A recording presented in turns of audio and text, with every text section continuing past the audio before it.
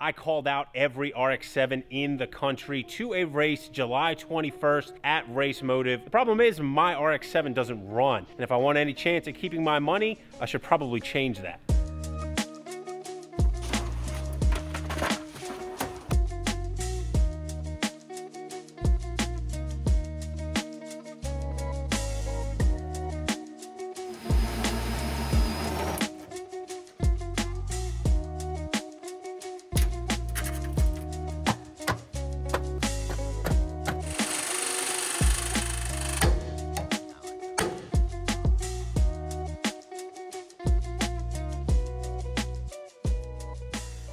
We once again turned to Fuel Tech for one of the projects here at the shop. This FT550 is what's going to be controlling the engine on the RX-7, but we have a lot of work to do before we can go ahead and power this thing up for the first time. We're starting with the basics with the battery. I already have the battery picked out and I already have the location. We just need to go ahead and secure it. I don't have space for a big bulky top mount tie down, so we're going to use these, which tie down on the bottom of the battery. Luckily, I have a plethora of Camaros here that I can steal these things off of.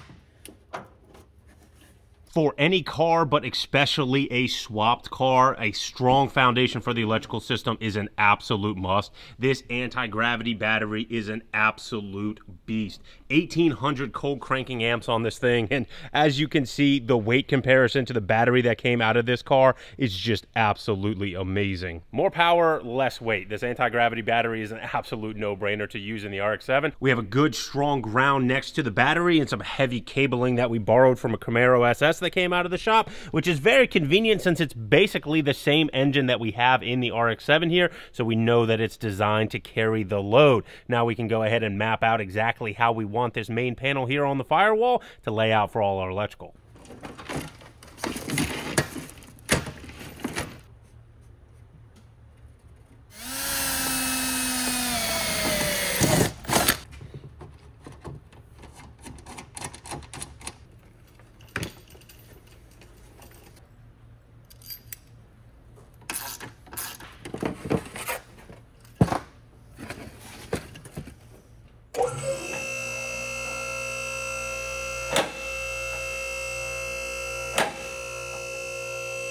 Now, moving under the car, one of the last remaining things we need to address before even thinking about firing this car up is going to be the fuel system. This is the extent of how far I have got on it. This is going to be our inline fuel filter, and as we move towards the front of the car, you can see we have these beautiful headers, but they make things very, very tight for fuel line routing. To get up into the engine bay, there really isn't a good, safe method. These things should sound absolutely awesome, and I love them, but they are making this part of the build a little bit tricky. So from a safety standpoint, really the only option we have is to get into the interior of the car somewhere. Luckily, these are two pre-existing holes that we have in the FD chassis. This one just had a grommet in it, and this one I believe is used for the wheel speed sensor that runs over here to the driver's side rear wheel, which I'm not going to be using, and hilariously enough, they are perfectly sized for the bulkhead fittings that we want to run for this fuel system. The only thing that we're going to have to do is trim that bin just a little bit more, which as you saw on the top side, I'm not opposed to doing.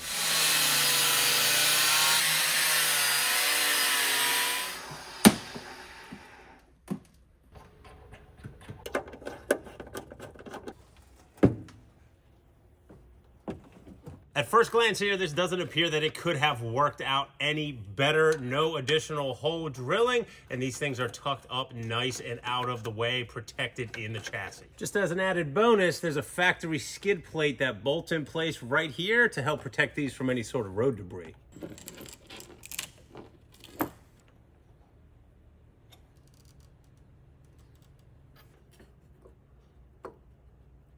Now that our lines under the car are routed, we can go ahead and turn our attention to the lines that are going to pass through the cabin up to the engine bay.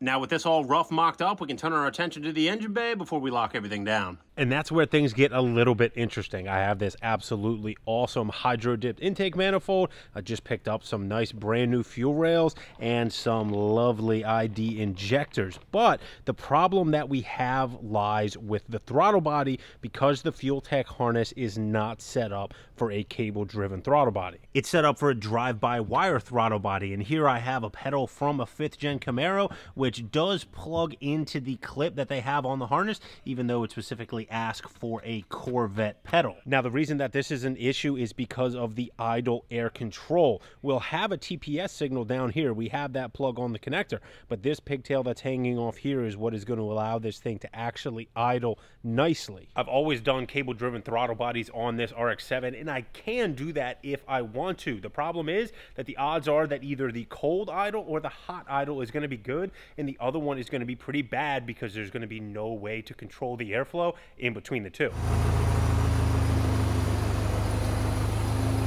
So I had my brother get down this LS3, which does have the throttle body and the specific pedal that it asks for if I want to convert to a drive-by-wire setup. That LS3 engine is going into this Grand Sport Corvette, which has a little bit of a bottom end issue, but what that means is that we have a spare throttle body and a gas pedal because this is an otherwise complete car. I did think about ordering an aftermarket intake manifold for a short period of time, but I think the route that I'm going to go is to get a throttle body adapter to use my hydro-dipped manifold already. It's just going to be a matter of what pedal is going to fit best in the interior and then getting it calibrated once we get the Fuel Tech set up.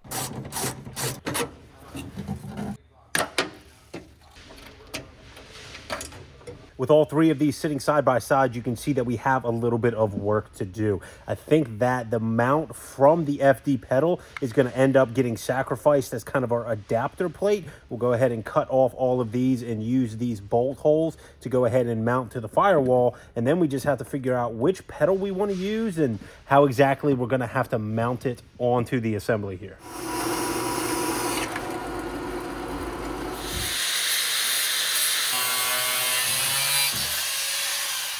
The profile of the Camaro pedal looks like it's going to fit a whole lot better in this space. I did have to do a little bit of trimming on the column mount. There's two more mounts further up, so it'll stay nice and secure just with that little edge knocked off. Now we just basically need to figure out the depth on this thing so we can get it in a comfortable spot.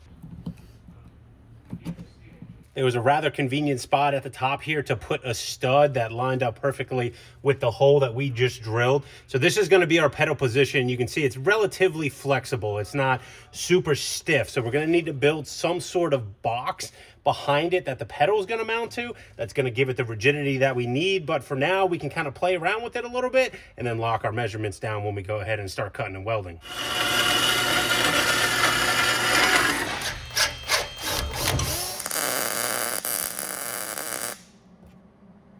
I don't know if I should be proud or embarrassed by how this turned out.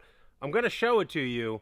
There's a chance that we could lose some subscribers because of it, and I might get laughed off the internet, honestly. Here she is in all her glory, and I'm proud to say that every single piece of steel that I used to mount this, I stole from Carrington. But it's not in too awful of a position, and it's pretty well mounted. The other nice thing is that here in the engine bay, I was able to use the hole where the throttle cable ran through in an already existing hole to go ahead and use for the mounts on the top of this thing. After showing it to you guys and going through the details, as ugly as it might be, I'm actually thinking that this is kind of an engineering and fabrication marvel.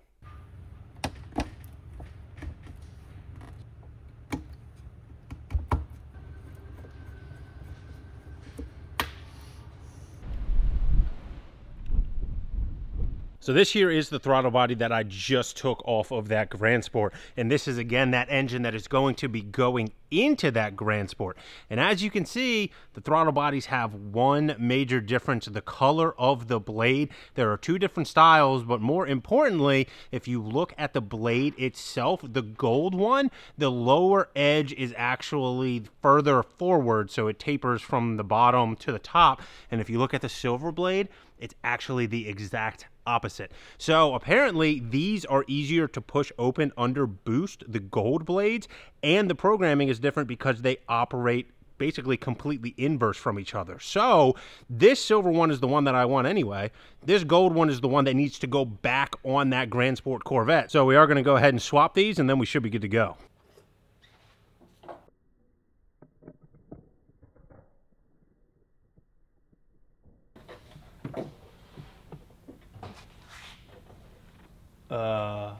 Crap. What'd you do? The throttle body is hitting the blower. This supercharger came off of a C6 that had a drive-by-wire throttle body, but what it didn't have is this adapter spacer that I just showed you that allowed us to go ahead and make all of this work, but it pushes it too far forward to get into the space that the blower has allowed for it. Why don't we flip the throttle body? 180. That might actually work. We might have the room. Move this out of the way.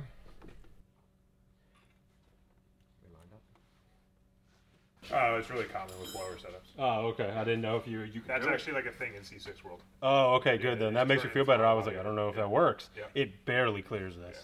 We are talking literal millimeters in between this outlet for the water pump and the throttle body, but it does appear that this is going to work. My brother just came out and said that this is common with blowers and C6s, which makes me feel a whole lot better about the functionality of this, and our cable is definitely long enough so we can proceed. Believe it or not, we're kind of coming down the home stretch here with the wiring. There's still an absolute ton to do, but all of our work is pretty much confined to that area over there in the passenger kick panel. Now we are on to the stage where we are going to need this, and what this is supposedly the last in the country brand new ignition switch from Mazda. When I got this car, it literally just had a switch on the dash for the power, and I wanted to go back to kind of an original style with a brand new key. This is what I got from Ray Crow over there, formerly of Malloy Mazda. Any RX-7 people will know his name, but we are at the point where we need to start wiring this in. Sticking with our theme of robbing parts off of cars, I need to see if I can find the other side of the connector for this ignition switch, because this is all I have. This is a 240SX parts car that we bought, and because it's a similar generation, I was hoping that we might be able to find some suitable connectors. It doesn't look like that's the same though, but that doesn't mean that this car isn't useful for us. Underneath here, I need to pull the neutral safety switch, so that way on my car, we have something keeping us from starting it in gear. That might just do the trick. Oh, and in case you're wondering why we have a junky 240 here for a parts car, it's an LS swap.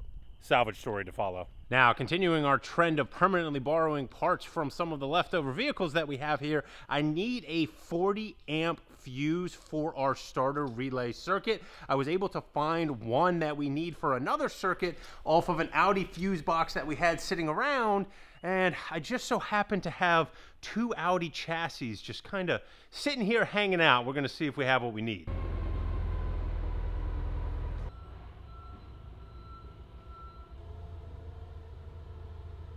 Let's see what we got here. Oh, that is what we are looking for right there. 40 amp fuse, mountable little box. This is exactly the same as the other one that I had. We just needed two of them. I come bearing gifts. Hey! Is there anything else that you require? I think that looks good. How about some lunch?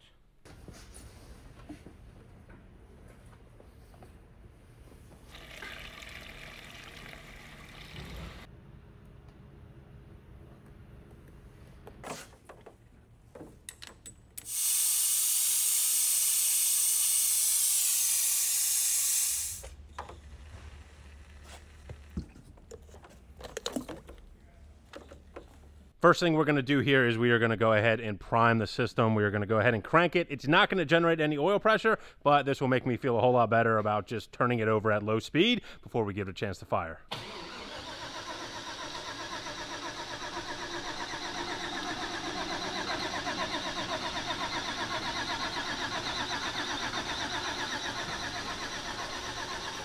Okay, let's see the cool little lights that you noticed.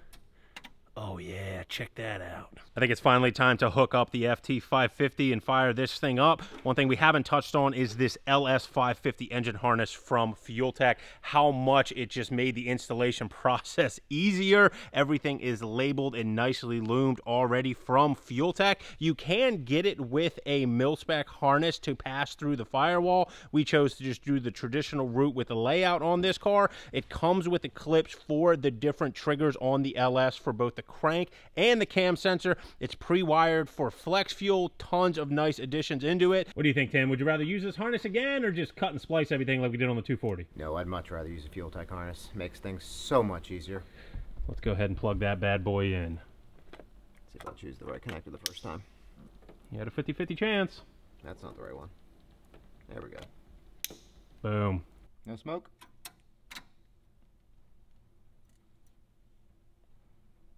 It's time to load a base mat. That sounded like a drive-by-wire throttle body moving. That is what that sounded like. All right, let's pull up our table here that we need to make sure that we got everything plugged in. It's 100% less triangles than we had on the 240. Yeah, we are in a much better starting position here. Fuel injector 1. Yep. 2. Yep. Fuel pump.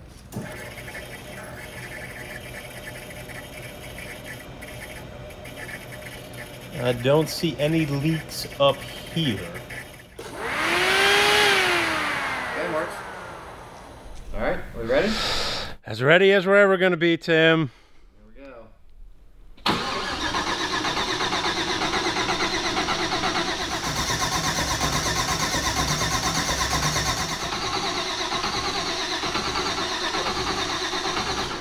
All right, so there's something that it's not liking. All right, is it giving us anything error-wise? It's giving us everything here.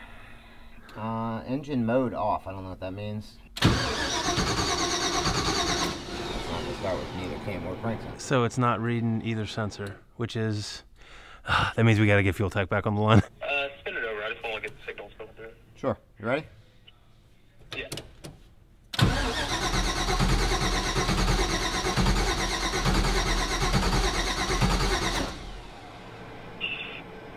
Tell me what you're seeing, Cody. We should see more of this. And less of the straight line. Less of the straight line, more of the square wave. Yes. Spin it over one more time. Yep.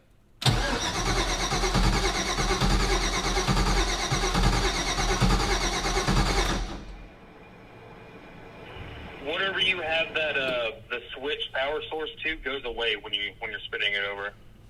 Whatever I have the switched power source to goes away when I'm spinning it over.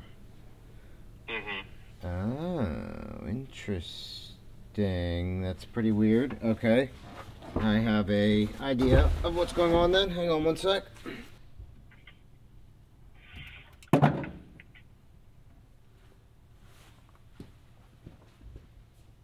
Can we do that same test again here? And see if we are losing power again?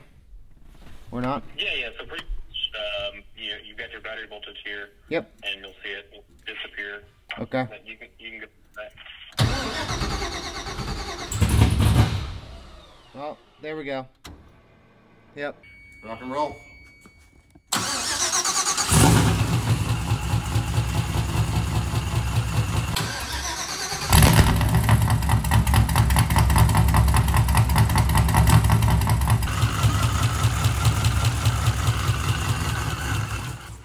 Nope. You look like you're good still. This guy runs about as well as the rotary, huh? Yeah, it sounded like it was idling really low. Yeah. Even though we were 500. 500. Okay, yeah, that makes sense. But yeah, it sounded like it was all 8 to me. If it can idle on 500, it's definitely on 8. It's idle on 500 on the left. That's a good point. All right, while we're waiting here, I don't see anything. I don't see any leaks. That's good. Nothing looking like it's dripping on the ground. Before we try and fire this thing up again after Cody makes a couple changes.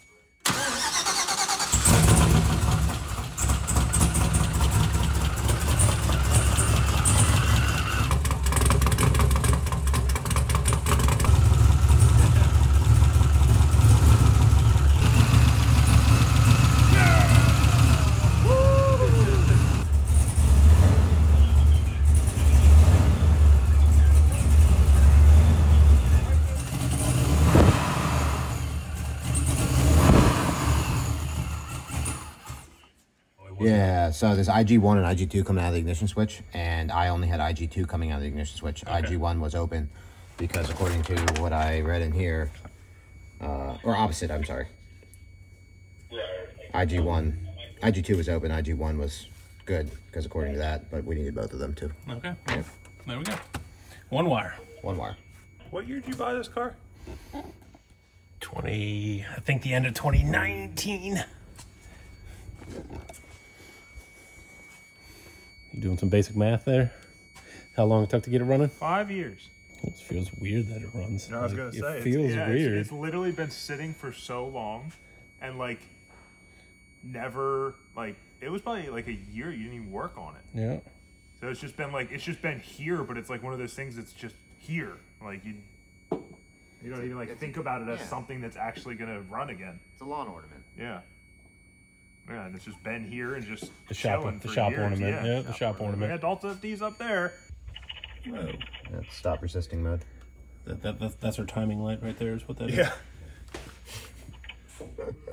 It's good. It's good. Lined up. Yeah, she's dead on, I think. I'm thinking if you want to try to get it fired up again, I'll try to get that surge out of it. Okay. And it should be good to button up. Sure. Get tuned.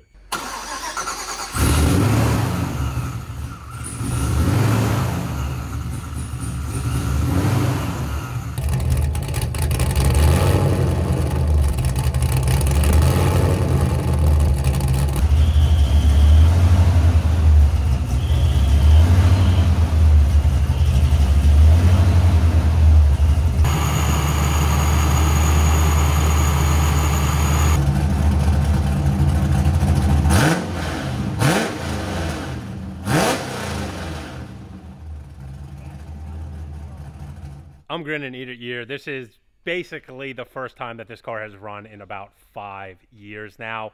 Firing this thing up on a completely aftermarket ECU, being a swapped car, custom wired and all that, it's very difficult not to make this segment of the video just really down and dirty, and you're basically in the grind with us. There's no way to make it fancy for a YouTube video.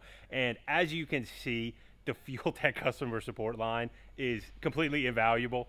This is Cody. Cody helped us fire up the 240SX for the first time, and he helped us work through some stuff with the RX-7 here. The ability to call them and have them help you basically get the car up and running, make small adjustments and things like that, so that way you can get the car to a running, driving point before you take it to the tuner is a service that I'm not aware of that any other ECU company offers. The fact that Fuel Tech does this and they have people that are on the other end of the line that are as knowledgeable as people like Cody is just absolutely ridiculous. And I did say running and driving, and we're not to the driving part yet. We still have a couple more things that we have to do on this, specifically related to the brakes and the clutch. Well, bad news right off the bat. The first thing that we did, Tim got here super early, trying to wrap up the stuff on the FD, is set up the clutch pedal, and that is as far as travel as we have on the clutch pedal. And we've been going through a couple scenarios, but it looks like we have some sort of issue with the slave cylinder. I think that I mismeasured the setup on it, which means the trans has to come out. No bueno. Was that accurate, Fernando? That's great. Great, all right. Almost there. That's so light. Uno. Dos. See. Exhausting work, ain't it? Trace. Gonna ignore that pun.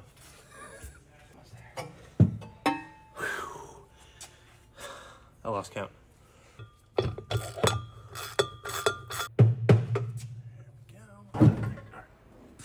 got clutch fluid in your eye? Yep. I got it. With the trans out, it is clear as day what the issue is. This thing is completely extended out. For whatever reason, when I did the measurements on this and the adjustments, I did not set it up properly at all. How do you say idiot in Spanish, Fernando? Idiota. Yep, that's me. It's also possible we should probably Google this part number and make sure that this is designed the for right this. application. Like, it's possible that I ordered the wrong slave. We are going to make even more sense of having the transmission out here, and we are going to go ahead and trim this, which I should have done in the first place. I have no idea why I didn't, but you can see the lip on the bell housing here hangs down a large amount, probably 3/4 of an inch, and if that thing were to catch something on the road, I don't even want to know what kind of damage it would do. So we're going to go ahead and mark it and put a nice little slice through here. That way we don't have to worry about catching that on any speed bumps. All of our trimming is taken care of, and it looks like we have solved our spacing issue with the slave cylinder. Previously, this part of the slave cylinder was resting all the way against that rear spacer plate, and as you can see now, there is a lot of distance in between it, and that should solve our overextension issue.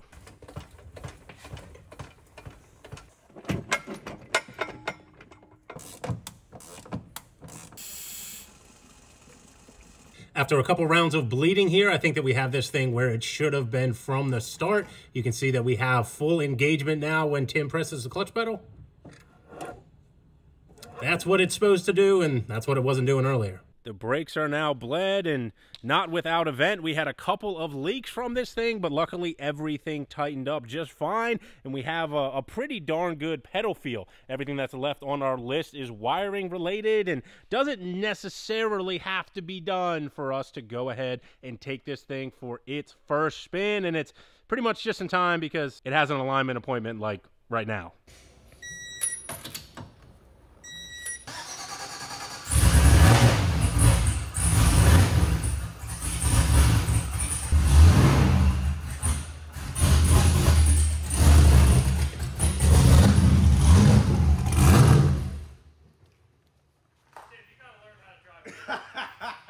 Come on!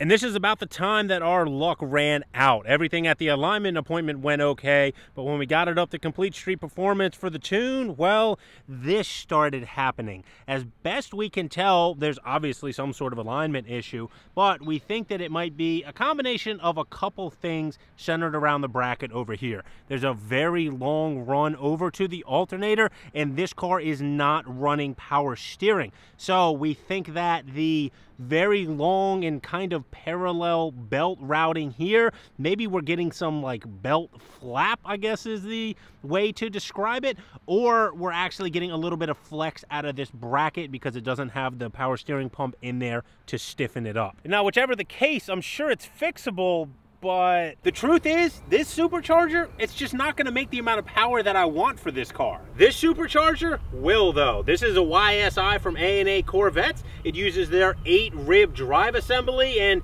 if we're going to put a ton of fabrication effort into making this setup work on the RX-7, we're going to do it with a blower that's going to make more power than we could ever need. That's going to have to wait until next video, though.